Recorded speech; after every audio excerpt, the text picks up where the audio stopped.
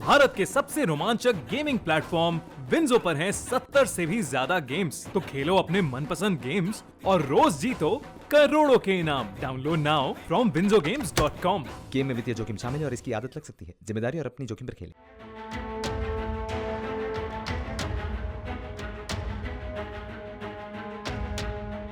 चीन पाकिस्तान जैसे धूर्त और चालबाज पड़ोसियों को सबक सिखाने के लिए भारत लगातार खुद को मजबूत करता जा रहा है और इसी दिशा में लगातार भारत कदम उठा रहा है। भारत लगातार अपनी ताकत में इजाफा कर रहा है। इसके लिए भारत ने अपनी सेनाओं के लिए ताकतवर और आधुनिक हथियारों की वो खेप खरीदी जिसके आने से दुश्मनों की नींद उड़ी हुई है।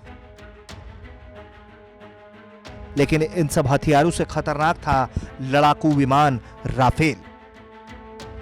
इसकी पहली खेप तो भारत को जुलाई 2020 में ही मिल चुकी थी, जिसमें कुल 5 राफेल विमान भारत आए थे। अब तक भारत को कुल 11 राफेल लड़ाकू विमान मिल चुके हैं। लेकिन जल्द ही भारतीय वायुसेना की ताकत में और अधिक इजाफा होने वाला है, क्योंकि अगले 4 दिनों के भीतर भारत को 3 और लड़ाकू राफेल विमान मिलने वाले हैं जो अंबाला में लैंड करेंगे और उसके बाद अप्रैल महीने में 9 और राफेल विमान फ्रांस से भारत आ जाएंगे।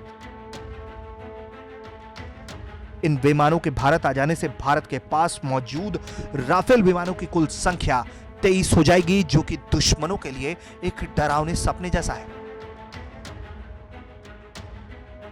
मार्च के आखिरी दिनों में भारत को मिलने वाले इन 3 विमानों को लाने के लिए भारतीय वायुसेना की एक टीम फ्रांस पहुंच चुकी है, जो राफेल विमान को लेकर 30 या 31 मार्च को भारत वापस आएगी।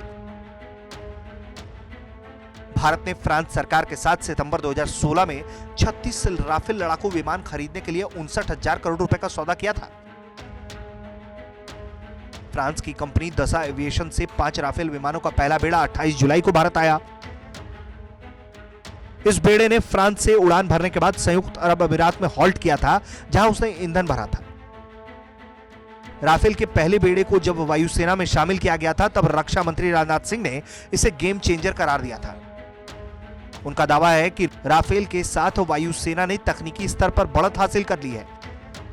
राफेल नवीनतम हथियारों और सुपीरियर सेंसर से लैस लड़ाकू विमान है।